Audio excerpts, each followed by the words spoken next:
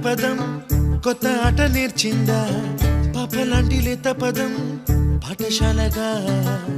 కూనలమ్మ జానపదం పల్లె దాటి వచ్చిందా చవళిల జానతనం పాట చూపగా